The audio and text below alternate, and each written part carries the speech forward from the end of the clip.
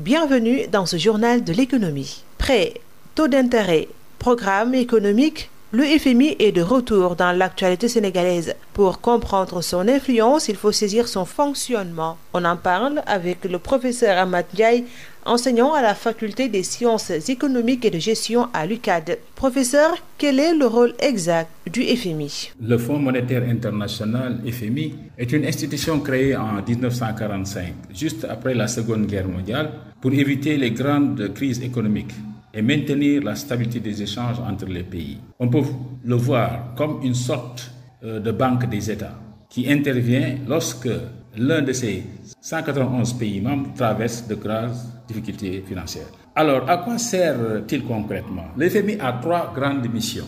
D'abord, il surveille la santé économique des pays membres et donne des conseils.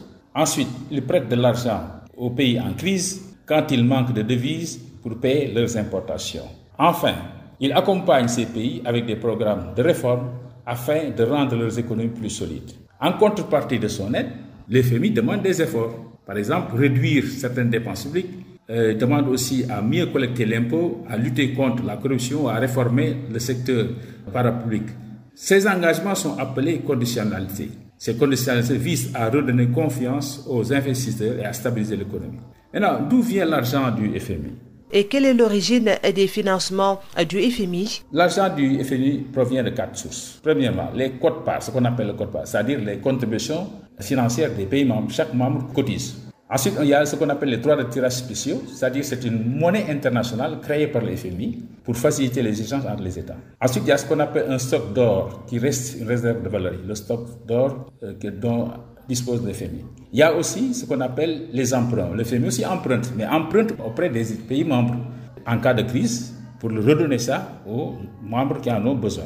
Un point important à souligner, c'est que le FMI n'est pas une banque commerciale. Son rôle n'est pas de faire de bénéfices. Ces prêts sont conçus pour stabiliser les économies, pas pour générer du profit. Les intérêts appliqués servent uniquement à couvrir les frais de fonctionnement et à maintenir la capacité d'intervention de l'institution. C'est tout pour aujourd'hui. Rendez-vous demain pour un autre journal de l'économie.